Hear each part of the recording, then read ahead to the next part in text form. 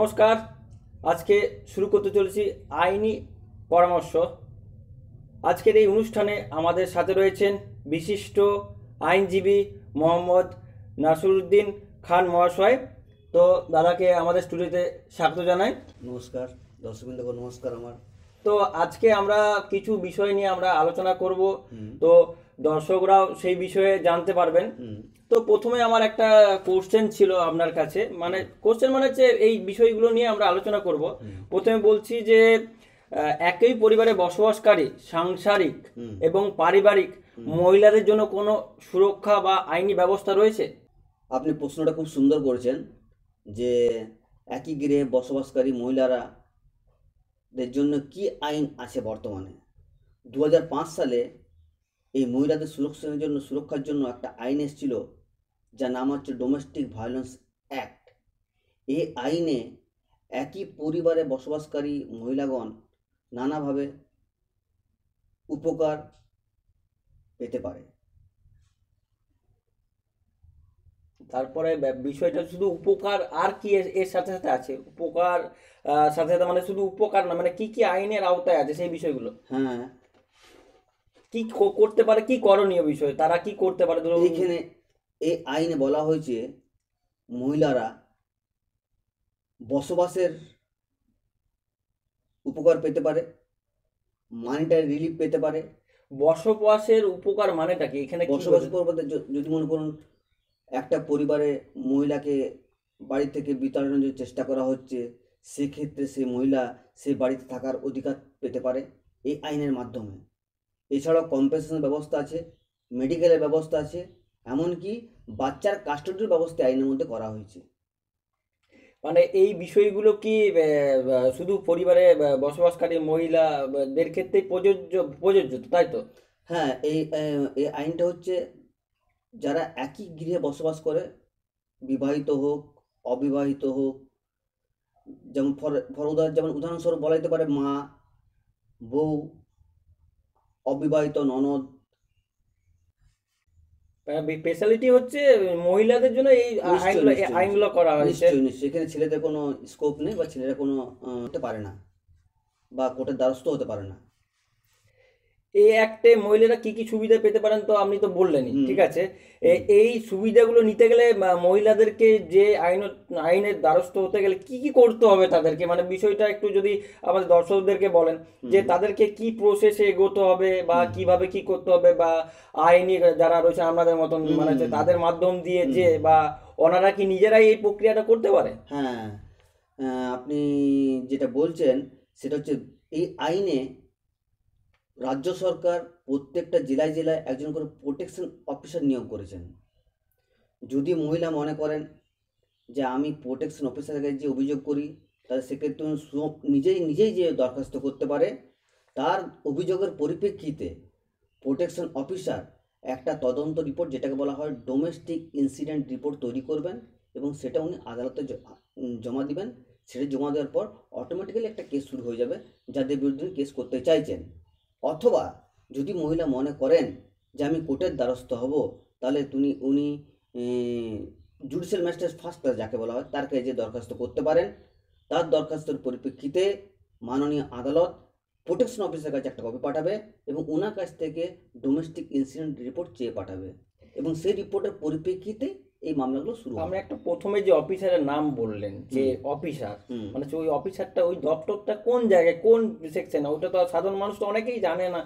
ধরুন শিক্ষিত শ্রেণী আছে, তো শিক্ষিত শ্রেণী থাকলেও ধরুন ইংরেজি ভাষায় বুঝতে পারে না, ওইটা হচ্ছে বাংলায় যদি একটু বুঝিয়ে বলেন দর্শকদেরকে যে কি প্রোটেকশন অফিসার, বা ওই দপ্তরটা কোন জায়গায়, কোন জায়গায় গেলে সুবিধা হবে, এই বিষয়গুলি আমি যদি একটু দর্শকদের তুলে ধরেন। এই যে প্রোটেকশন অফিসের কথা বলছি আমি, এই আইনে রাজ্য সরকার নিয়োগ করেছেন বিভিন্ন জেলায় জেলায়, এবং এর অফিসটা হচ্ছে, আমরা যেমন বিষ্ণুপুর জেলা, বাঁকুড়া জেলার বাসিন্দা, বিষ্ণুপুর আমাদের বাড়ি, তো এখানে প্রোটেকশন অফিসার হচ্ছে বাঁকুড়া ডিএম অফিসে গেলেই প্রোটেকশন অফিসার পাওয়া যাবে। তো প্রোটেকশন অফিসার মানে বুঝতে পারলেন যে কিভাবে বাঁকুড়া ডিএম অফিসে যে আপনারা খোঁজ নেবেন কোনখানে থাকে, যেটা অ্যাডভোকেট বাবু বললেন সেইভাবে যেতে হবে। তারপরে স্টেপ বললেন যে হচ্ছে একটা সরাসরি আদালতের দ্বারস্থ হতে পারে। সরাসরি আদালতের দ্বারস্থ হলেও বিষয়টা আমি বলছি সরাসরি আদালতে দ্বারস্থ হলে মানে যে তাদের ক্ষেত্রে কি ফিজেবল, মানে কোনো কিছু পয়সা পাতির ব্যাপার কিছু থাকে, টাকা পয়সার ব্যাপার কিছু লাগে কি? যদি উকিলবাবু নিয়োগ করেন তাহলে তো উকিল একটা ফিস থাকেই। হ্যাঁ, এছাড়া যদি ডোমেস্টিক অফিসে যায় তো সেখানে পয়সা পাতি কিছু লাগে না। না আমরা যে মানে হচ্ছে উকিল বাবু অ্যাডভোকেটকে যদি ধরে যদি বিষয়টা করা হয় সেক্ষেত্রে ন্যূনতম ফিসটা একটা দর্শকদেরকে একটা একটা খরচা লাগে। ধরুন আমি একটা কাজ করতে গেলে একটা বেসিক ধারণা যে এই খরচাটা হতে পারে। না এই ফিসটা বলা যেতে পারে, বলা যাবে না, বলা যাবে না, তাই তো। ফিস হতে পারে তো বিভিন্ন টাইপের ফিস হতে পারে, তাই যে বিভিন্ন টাইপের ফিস ফিসের সেটা আপনারা বিভিন্ন যারা আইনজীবী রয়েছে তাদের সঙ্গে পরামর্শ করেই আপনারা আলোচনাটা মানে সেরে নেবেন এই বিষয়টার উপরে। সেটা আমি বলতে পারছি না, যিনি আইনজীবী রয়েছেন তিনি বললেন ব্যাপারটা, আমরা এই বিষয়ে অতটা ওয়াকিবল নয়। তো আরেকটা বিষয়ে জানতে চাইছি যে ডোমেস্টিক ভায়োলেন্স কি একটা? এটা হচ্ছে একটা অত্যাচার। এটা যেমন গালিগালাজ করা কিংবা মারধর করা কিংবা ফিজিক্যাল বা মেন্টাল টর্চার করা। এবারে মেন্টাল টর্চারটা বিভিন্ন রকম। ধরুন আমি একটা কোনো কাজ করছি, আমার কোনো কাজ করতে দেওয়া হচ্ছে না, আমাকে কথায় কথায় কথা শুনতে হচ্ছে, গালিগালাজ করছে, নানাভাবে হ্যারাসমেন্ট হতে পারে। এই সমস্ত হ্যারাসমেন্টের জন্য ডোমেস্টিক ভায়োলেন্সে ব্যাখ্যা করা হয়েছে, যেটাতে ফিজিক্যাল অ্যাসল্টকেও ধরা হচ্ছে। ফিজিক্যাল শারীরিক যেমন শারীরিক মারধর, ফিজিক্যাল টর্চার, এই সমস্ত বিভিন্ন জিনিসকে আনা হয়েছে। তো আমি একটা জিনিস বলার ছিল, ধরুন কোনো গালিগালাজ বলছেন বিষয়টা, এটাকে প্রুভ করবে কি করে? যদি বলে যে হ্যাঁ আমি যখন বললো যে হ্যাঁ আমি গালিগালাজ দিইনি বা এই এই বিষয়গুলো আমাদের তো জানা নেই, আমরা জানার চেষ্টা করছি। ধরুন আমাকে কেউ কোনো কিছু বলেছে বা সেটা আমার হার্ট হয়েছে, মানে আমার একটু ইয়ে লেগেছে, ঠিক আছে, সেই বিষয়টা বলছি। তো সেই বিষয়টা আমি কি করে প্রুভ করব, সেই বিষয়টা যদি একটু বলেন যদি এই বিষয়টার উপরে। সেই কারণে যিনি যিনি মানে ক্ষতি বা যিনি টর্চার বা গালিগালাজ যিনি হয়েছেন বা গালিগালাজ খেয়েছেন, তিনি তো পুলিশের সঙ্গে যাচ্ছেন, গেলে পর উনি তো তদন্ত করুন ব্যাপারটা। ওই জন্য তো তদন্ত করার পর তো উনি রিপোর্ট একটা জমা দেবেন, ডোমেস্টিক ভায়োলেন্স ইনসিডেন্ট রিপোর্ট জমা দিবেন, ঠিক আছে। সেটা আমাদের একটা ঘরের ভিতরে কি হচ্ছে সেটা তো বাইরের লোকের পক্ষে বলা সম্ভব নয়, কি হচ্ছে না হচ্ছে। সেটা যিনি বসবাস করছেন, যারা বসবাস করছে তারাই বলতে পারবেন। সেই জন্যে আইনকর্তারা করেছেন, প্রোটেকশন অফিসার নিয়োগ করেছেন, উনি বিষয়টাকে তদন্ত করে দেখে যা রিপোর্ট সাবমিট করবে তার উপর কেস প্রসিড হবে বা এগিয়ে যাবে।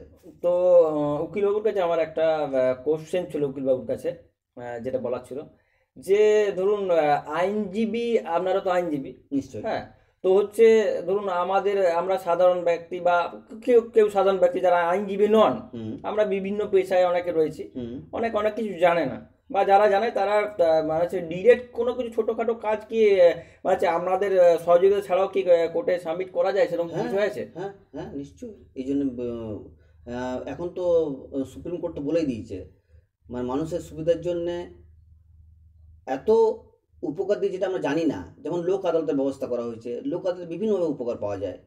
এবং এই জন্য প্রত্যেকটা সাব ডিভিশনে একটা করে লোক আদালত অফিস তৈরি করা হয়েছে, যেটা আমাদের হয়তো সকলে জানা নেই। সেখানে গেলে আপনি মানে উইদাউট মানি আপনি বিভিন্ন সুবিধা পেতে পারেন।